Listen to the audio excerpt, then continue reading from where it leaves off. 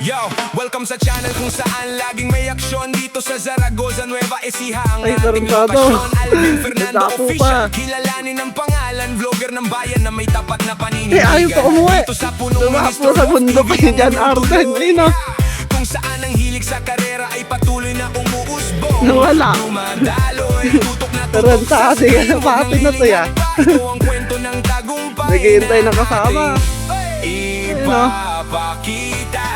Yeah, mga astig at matatalino kung Labo alaga kasi na ng camera ko, kapatayan. Sa bilis at talas walang sino Ayan, ayan, oh. mapapatiwanan. Puro racing video at mga ibon ang madalas Ayan, kong gumagalaw. kasama. Mga paborito nating bida na nagbibigay ng Matalino. Naghihintay ng kasama. na panabong panalaging handang 6:13. sa bawat bitaw at taltalan gilas ang aasahan. Ay, Kaya bumalik naman ang loko. content ay talagang solido. Lakas ng tama. Solido para sa mga kapwa ko lode na laging tapat at seryoso. Punong Ministro Love TV. Habang mga kamigo napakatindi Alvin Fernando Official, subaybayan nyo na. Mga kalapatay at doon ang galing yung toss natin kanina, mga kaamigo. Kaya ngayon ang nangyari, lalo na silang hindi makakauwi. Ulan na po mga kaamigo, katilim na. Dito na si Punong Ministro, astig na kalapati, topic dito ka amigo. Punong Ministro, Love TV.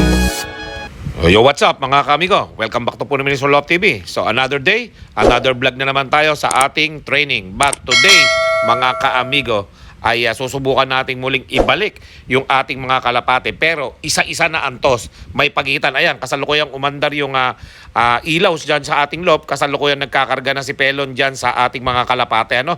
Tara, tingnan natin kung ano yung mga ginagawa niya sa ating loob ng loop. Ayan o mga kamigo. Sumindi na yung ilaw. O, ayan o mga kamigo. So huliin niyo na sila John Arden at yung iba nating mga kalapate. Total of 11 po yan mga kaamigo. Yan. O, di ba? At pag kaya na naikarga niya mga kaamigo, diretso na siya dun sa parking natin. Ano?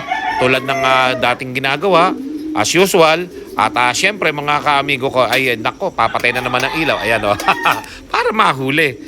Di ba? Mga kaamigo, madilim dun sa loob, madadakma niya ng mabilis, no mga kaamigo.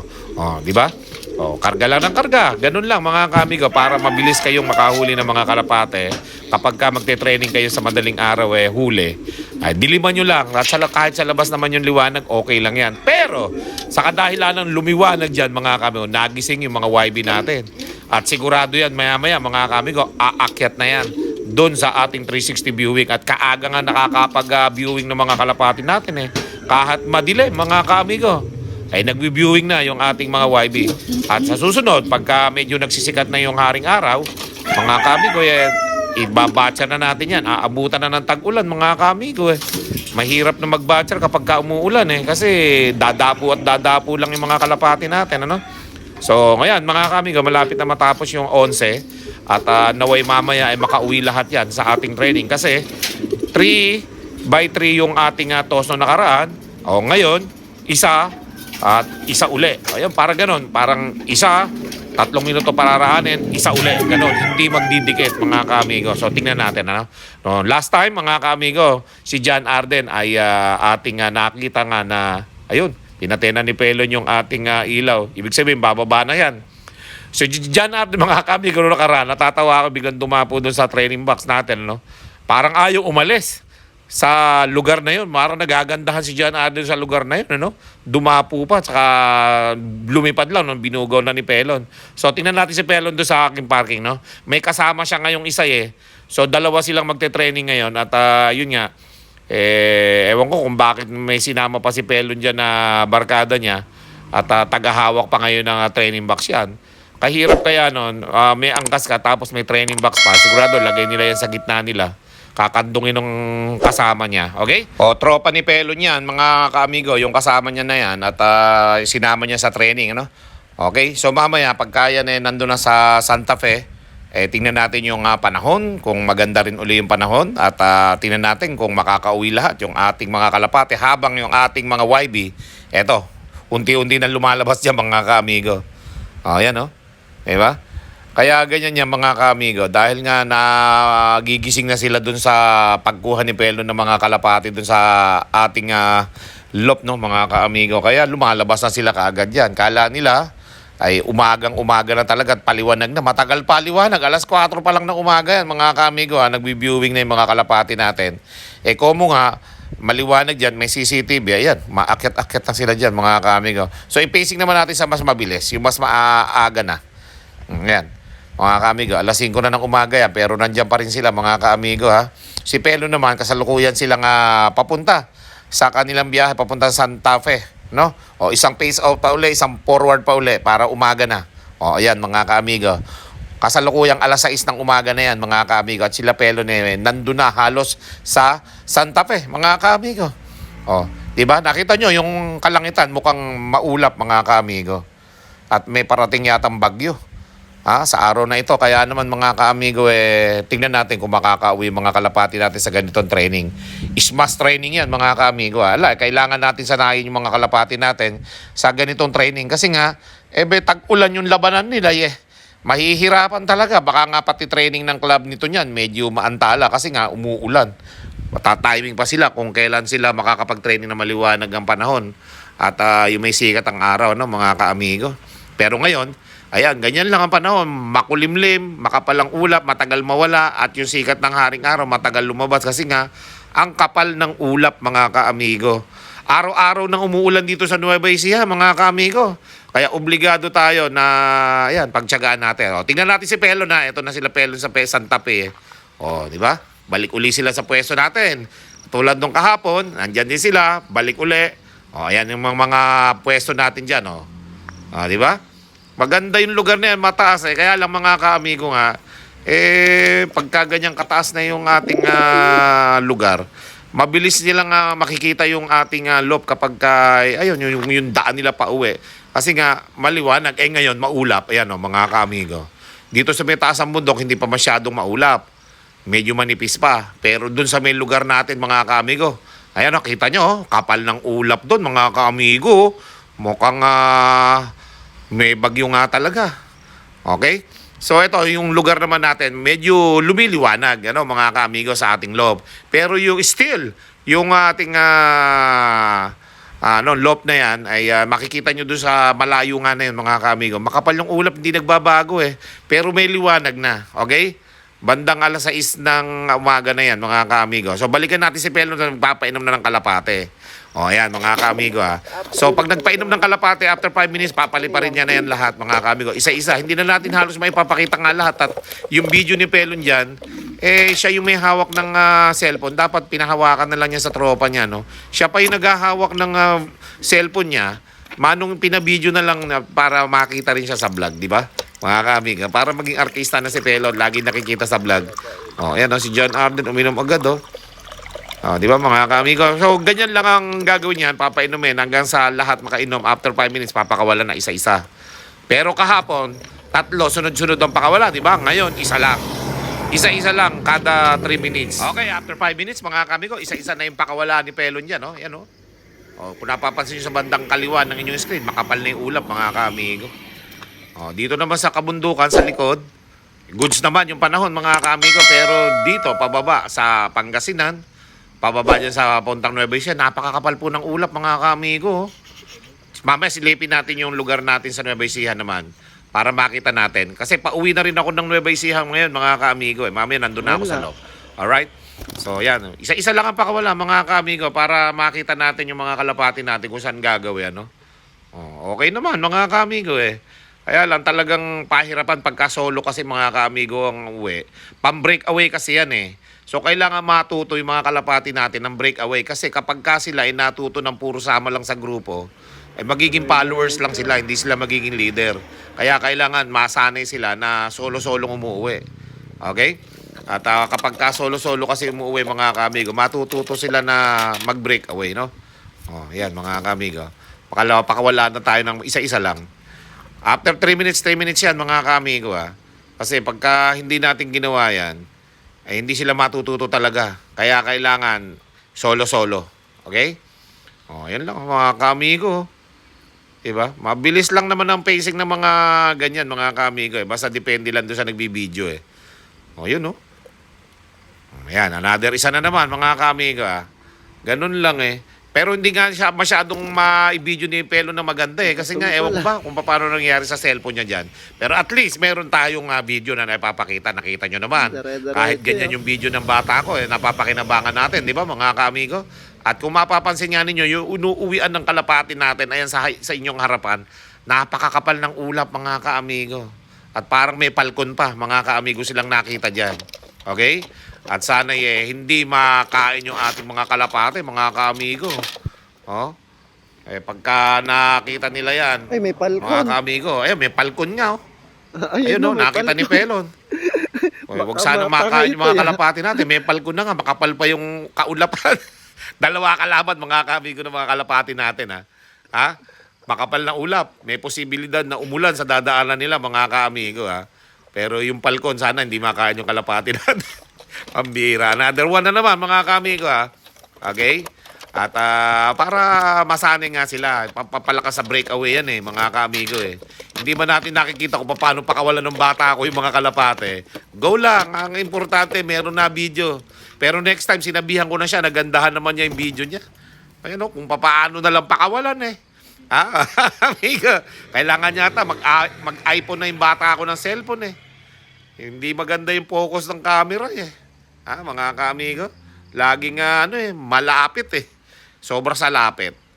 Hindi makita yung mga kalapate. Ayan makakauwi yan dito sa maliwanag mga kaamigo. Pero dun sa makapalang ulap na uuyan na yun, medyo ewan ko lang mga kaamigo. Ayan nag-iipon ng ulap dun sa papunta sa lugar natin yan, si John Arden mga kaamigo. Ang ayaw umuwi. Yan ayan na Ay, naman tarantado. mga kaamigo, parang Nagtapo ayaw na pa. naman umuwi ni John Arden bumalik pa yan mga kaamigo. Ayaw pa umuwi. Naku, bakit Dumakbo sa bundok ni John Arden. Ayun dadaanan na puno Talagang itong puno na to. Ayan siya mga kaamigo. Bibilugan ko para makita nyo. Ayun Kita nyo mga kaamigo? Yung puno na yon. Okay, so ito na naman mga kaamigo. Pakawala ulit tayo ng isa Ayan si Sablon mga kaamigo. Yung nililigawan yata ni John Arden yan yan mga kaamigo. At ayun, lumipad na po mga kaamigo. Nakita nyo ba? Nilagyan ko ng araw na yon. Mga kaamigo, pambihira yan. Bumalik pa silang dalawa Nililigawan niya si Sablon. So tingnan naman natin yung panahon dito sa aming lugar mga kaamigo sa Nueva Ecija. Habang lumilipad sila Sablon at saka John Arden. Tingnan nyo mga kaamigo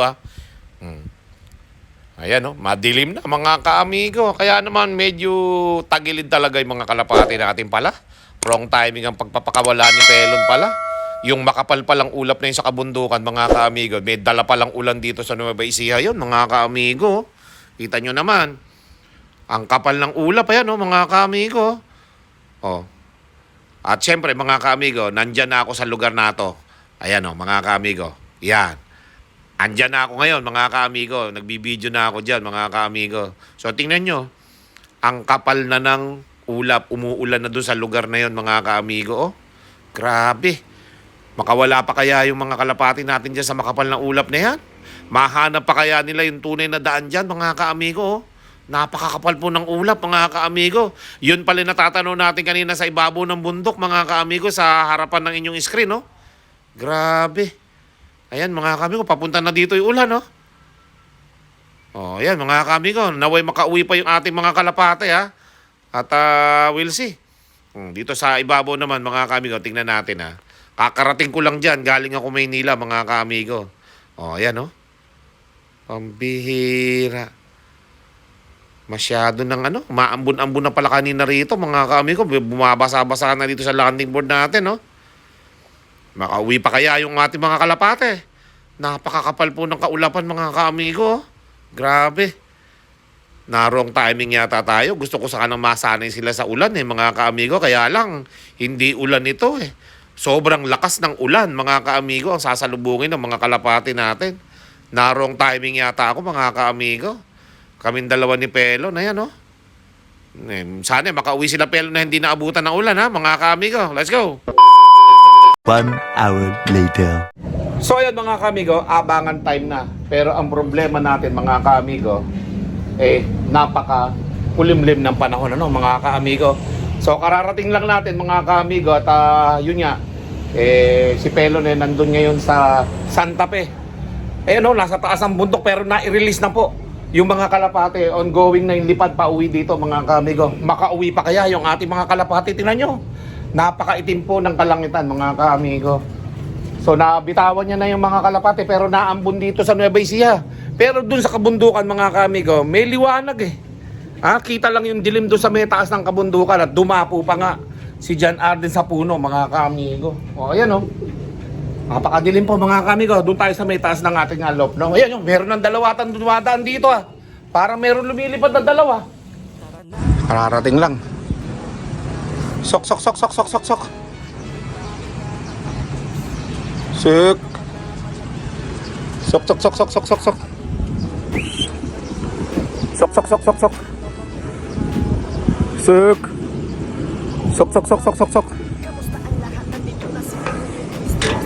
Basang-basa. Buti may nakauwi pang dalawa mga kaamigo. Pambihira. Sok. Ay, kalakas ng ulan na yun kanina mga kaamigo.